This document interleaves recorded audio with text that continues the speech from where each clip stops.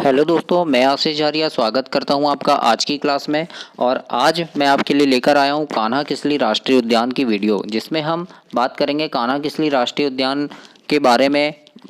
आपके एग्ज़ाम में जितने भी प्रश्न पूछे जाते हैं उन सारे प्रश्नों को आज हम क्लियर करेंगे। और शायद ही इस वीडियो में जो भी मैं बताऊंगा उससे बाहर के प्रश्न आपके एग्ज़ाम में पूछें, इतना ही बहुत काफ़ी होगा आपके लिए। और मैं कान्हा किसली राष्ट्रीय उद्यान से जितने भी प्रश्न अभी तक पूछे गए हैं और क्या क्या चीज़ें पूछ सकती है, उन सारी चीज़ों को आज मैं क्लियर करवाऊँगा। तो आइए हम चालू करते हैं।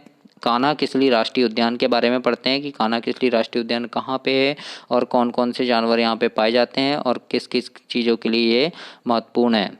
इन सारी चीज़ों के बारे में हम देखते हैं। तो बात करते हैं कान्हा किसली राष्ट्रीय उद्यान की। तो कान्हा किसली राष्ट्रीय उद्यान को दो क्षेत्रों के 6 भागों में विभाजित किया गया है। ध्यान से देखना आप लोग कि कौन कौन से 2 क्षेत्र हैं और कौन कौन से 6 भागों में से विभाजित किया गया है। तो कान्हा किसली राष्ट्रीय उद्यान को 2 क्षेत्रों के 6 भागों में विभाजित किया गया है। कौन कौन से 6 भाग हैं? कौन कौन से 2 क्षेत्र हैं? तो पहला है पश्चिमी घाट और दूसरा है पूर्वी घाट। ये 2 क्षेत्र हैं, पश्चिमी घाट और पूर्वी घाट। इन 2 क्षेत्रों में इसको विभाजित किया गया है। तो पश्चिमी घाट के अंतर्गत कान्हा, किसली, सरही और मुक्की आता है। कौन कौन से क्षेत्र आते हैं? कान्हा, किसली, सरही और मुक्की, ये आता है पश्चिमी घाट के अंतर्गत। और पूर्वी घाट के अंतर्गत भैंसा घाट और सुपखर आता है ना। भैंसा घाट और सुपखर आता है। तो याद रखना, पश्चिमी घाट और पूर्वी घाट 2 क्षेत्रों में विभाजित किया गया है, जिसके 6 भाग हैं। जिले की बात करें तो ये मंडला और बालाघाट 2 जिलों के अंतर्गत आता है। कुछ मंडला में है, खास तौर पर ये मंडला में आता है, लेकिन इसका कुछ क्षेत्र बालाघाट जिले को भी छूता है, इसलिए ये मंडला और बालाघाट दोनों जिले में आता है। स्थापना की बात करें तो इसकी स्थापना 1 जून सन 1955 को हुई है। कब हुई है? 1 जून 1955 को कान्हा किसली राष्ट्रीय उद्यान की स्थापना हुई है। याद रखना, वर्ष 1933 में यह एक अभयवन था। क्या था? अभयवन। अभयवन मतलब क्या होता है? जहाँ पर घूमने फिरने की आज़ादी रहती है, कोई भी आ जा सकता है, लकड़ी काट सकता है, पशुचारण हो सकता है, घास काटना, ये सारी चीज़ें हो सकती है। किसी की भी आने जाने की आज़ादी होती है। आप झोपड़ी बनाकर रह सकते हैं, आदिवासी एरिया जैसे है तो वहाँ पे रह सकते हैं कुछ लोग। तो ये होता है, अभयवन होता है। लेकिन फिर क्या हुआ? 1952 में इसे अभ्यारण्य बनाया गया। क्या बनाया गया? अभ्यारण्य बनाया गया। कब? 1952 में बनाया गया। और उसके बाद प्रोजेक्ट टाइगर में सन 1974 को इसको प्रोजेक्ट टाइगर में शामिल किया गया, जो मध्य प्रदेश का पहला प्रोजेक्ट टाइगर था। याद रखना, मध्य प्रदेश का पहला प्रोजेक्ट टाइगर कौन सा था? तो कान्हा किसली राष्ट्रीय उद्यान था। और कब शामिल किया गया? सन 1974 में शामिल किया गया। स्थापना कब हुई? 1955 में हुई, है ना। और 1952 में अभ्यारण्य बनाया गया। याद रखना, कान्हा किसली राष्ट्रीय उद्यान पहले जब ये राष्ट्रीय उद्यान नहीं था उस तो 1952 में ये अभ्यारण्य बना और 55 में 1 जून 1955 को इसकी स्थापना हुई। और ये राष्ट्रीय उद्यान के रूप में 1 जून 1955 को मध्य प्रदेश का कान्हा किसली राष्ट्रीय उद्यान बना, पहला। और 1974 में मध्य प्रदेश का पहला प्रोजेक्ट टाइगर बना। इसके बाद हम देखते हैं कि कान्हा भारत का प्रथम ऐसा नेशनल पार्क एवं टाइगर रिजर्व है जिसने वर्ष 2017 में अपना शुभंकर भूर सिंह द बारासिंगा, याद रखना मोस्ट इम्पोर्टेंट है, अपना शुभंकर भूर सिंह द बारासिंगा जारी किया। तो क्या है? भारत का प्रथम ऐसा नेशनल पार्क है, भारत का, मध्य प्रदेश का ही नहीं, भारत का पहला नेशनल पार्क है जिसने 2017 में, कब किया? 2017 में भूर सिंह द बारासिंगा को अपना शुभंकर बनाया। ठीक है, शुभंकर जारी किया। इसके बाद हम बात करते हैं तो भूर सिंह द बारासिंगा का जो डिज़ाइन है ये किसने दिया था? रोहन चक्रवर्ती के द्वारा बनाया गया था, याद रखना। और एक बात नोट करना कि 1 जून 2005 को कान्हा किसली की 50वीं वर्षगांठ, कब? 50वीं वर्षगांठ पर एक डाक टिकट जारी किया गया था जिस पर बारासिंगा यानी स्वैम्प डियर बना हुआ था, है ना। डाक टिकट कितने का था? 100 रुपये का था। यहाँ से बहुत सारे प्रश्न बन सकते हैं। कब डाक टिकट जारी किया गया? तो 1 जून 2005 को किया गया। कान्हा किसली की 50वीं वर्षगांठ पर किया गया, है ना। और जिस पर बारासिंगा बना हुआ था और डाक टिकट कितने का था? 100 रुपये का था। ये बात याद रखना। दूसरी चीज़, ब्रेडरी प्रजाति के बारासिंगा को कान्हा का गहना कहते हैं। याद रखना, कान्हा का गहना किसे कहा जाता है? ब्रेडरी प्रजाति के बारासिंगा को कहा जाता है। और एक बात याद रखना, 1 नवंबर सन 1981 को मध्य प्रदेश की रजत जयंती पर, रजत जयंती मतलब 25वीं वर्षगांठ पर, राजकीय पक्षी शाह बुलबुल, है ना, राजकीय पशु बारासिंगा और राजकीय वृक्ष बरगद घोषित किए गए थे। कब किए गए थे? 1 नवंबर 1981 को किए गए थे। दूसरी बात, मध्य प्रदेश में सर्वाधिक बाघों की संख्या कान्हा नेशनल पार्क में ही है। फिर यहाँ पर कृष्णमृग यानी काला हिरण ब्रेडरी प्रजाति का बारहसिंगा सर्वाधिक पाए जाते हैं। सबसे अधिक बारहसिंगा ब्रेडरी प्रजाति के कहाँ पाए जाते हैं? तो कान्हा में पाए जाते हैं, और काला हिरण भी, कृष्णमृग भी कान्हा में ही पाए जाते हैं।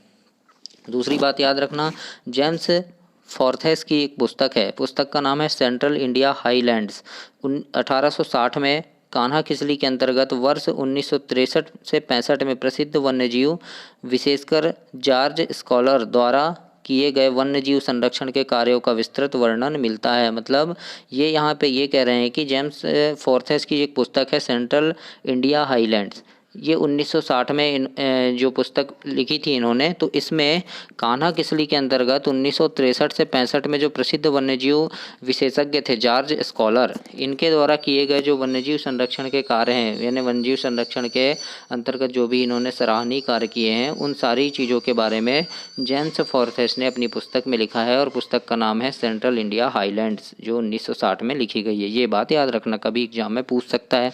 दूसरी चीज़, कान्हा किसली में हॉलो घाटी एवं बंजर घाटी, दो घाटियां हैं। कौन कौन सी? हॉलो घाटी और बंजर घाटी। ब्रांडेर द्वारा लिखी गई पुस्तक है, ब्रांडेर एक लेखक है, उनके द्वारा लिखी गई पुस्तक wild animal in central India में बंजर घाटी का वर्णन किया गया है। कौन सी पुस्तक में किया गया है? तो wild animal in central India पुस्तक में बंजर घाटी का वर्णन किया गया है। याद रखना, इस नेशनल पार्क से बंजर व सुपर्ण नदियाँ प्रवाहित होती है। कौन कौन सी नदियाँ? बंजर और सुपर्ण नदियाँ प्रभावित होती है। इस नेशनल पार्क से कान्हा किसली नेशनल पार्क सबसे लोकप्रिय वृक्ष कौन सा है? इंडियन घोस्ट ट्री, जिसे कुल्लू का वृक्ष भी कहा जाता है। ये कान्हा किसली का सबसे लोकप्रिय वृक्ष है। और इस नेशनल पार्क का सबसे ऊंचा स्थान कौन सा है? बामनी दरार है, बामनी दरार, जिसे कान्हा का सूर्यास्त बिंदु कहते हैं। याद रखना, बहुत मोस्ट इंपॉर्टेंट क्वेश्चन है ये। कान्हा का सूर्यास्त बिंदु कौन सा है? तो बामनी दरार है। ठीक है। बैगा जनजाति कान्हा नेशनल पार्क में निवास करती है। कौन सी जनजाति निवास करती है? बैगा जनजाति निवास करती है। और इस नेशनल पार्क में बैगा मंगलू के नाम से एक सड़क भी है। याद रखना, एक सड़क है जिसका नाम क्या है? बैगा मंगलू के नाम पर है, कान्हा नेशनल पार्क में है। इस नेशनल पार्क में बैगा जनजाति की महिलाओं को गाइड का कार्य दिया जाता है। याद रखना दोस्तों, किस नेशनल पार्क में बैगा जनजाति की महिलाओं को गाइड का कार्य दिया जाता है? तो ये है कान्हा नेशनल पार्क में। और कान्हा नेशनल पार्क में बिना शाखा के साल वृक्ष के दो ठूंठ हैं, जिन्हें राजा रानी कहा जाता है। याद रखना, उन्हें वो कट गए हैं, बिना शाखा के हैं, उनमें शाखाएं नहीं हैं, उन्हें क्या कहा जाता है? राजा रानी के नाम से जाना जाता है। दो वृक्ष हैं, लेकिन कौन से वृक्ष हैं? साल के वृक्ष हैं। कान्हा किसली नेशनल पार्क में श्रवणताल है, जिसमें लपसी नामक शिकारी का स्मारक निर्मित है। कौन से शिकारी का? लपसी नामक, क्या नाम था उसका? लपसी नाम था उसका, क्या है?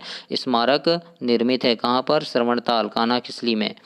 इस नेशनल पार्क को 1999 में सर्वश्रेष्ठ पर्यटन का पुरस्कार मिला है। याद रखना, 1999 में कान्हा नेशनल पार्क को सर्वश्रेष्ठ पर्यटन का पुरस्कार दिया गया है। इस नेशनल पार्क में एक हवाई पट्टी भी है। याद रखना, कान्हा किसली नेशनल पार्क में एक हवाई पट्टी है। और यहाँ पे बगीरा जंगल रिसोर्ट है। यहाँ पे क्या है? एक बगीरा जंगल रिसोर्ट है। शेरों की संख्या में वृद्धि के लिए विश्व बैंक की सहायता से इस नेशनल पार्क में एक प्रोजेक्ट प्रारंभ किया गया, जिसे इंटरप्रिटेशन प्रोजेक्ट कहा जाता है। ठीक है, ये project Kanha Kisli national park में प्रारंभ किया गया है। इस नेशनल पार्क से 35 किलोमीटर दूर मध्य प्रदेश का पहला चुटका न्यूक्लियर प्रोजेक्ट लगाया गया, जिससे वन्य जीवों पर खतरा मंडरा रहा है। ठीक है, एक चुटका न्यूक्लियर प्रोजेक्ट लगाया गया है यहाँ पर, उससे क्या हो रहा है? वन्य जीवों पर खतरा मंडरा रहा है। कान्हा नेशनल पार्क का सबसे पुराना बाघ, जिसका नाम क्या है? मुन्ना, इसको वन विहार भोपाल में छोड़ा गया। कान्हा नेशनल पार्क का सबसे पुराना बाघ, उसका नाम क्या है? मुन्ना नाम है, जिसको भोपाल में छोड़ा गया है वन विहार में। और मुन्ना के सिर पर कुदरती रूप से CAT और PM लिखा है। क्या लिखा है? CAT और PM लिखा है। CAT और PM कुदरती रूप से लिखा हुआ है। ये किसके सिर पर? मुन्ना नामक टाइगर के सिर पर। बाघ दिवस पर मिंटो हॉल में हुए कार्यक्रम में मुन्ना की फोटो छपी पुस्तकों का वितरण किया गया था। याद रखना, बाघ दिवस पर मिंटो हॉल में हुए कार्यक्रम में मुन्ना की फ़ोटो छपी हुई पुस्तकों का विवरण किया गया था। तो आज हमने देखा कान्हा किसली के बारे में जाना, और कान्हा किसली राष्ट्रीय उद्यान के बारे में जितने भी प्रश्न इंपॉर्टेंट हैं सारे मैंने आपको करवाया है। तो यहाँ से बाहर शायद ही है कि यहाँ से बाहर कोई प्रश्न पूछे आपके परीक्षा में। तो वीडियो में बने रहने के लिए आपका धन्यवाद। वीडियो को लाइक शेयर और सब्सक्राइब कीजिए ताकि ऐसी ही वीडियो आपको और भी मिलती रहें।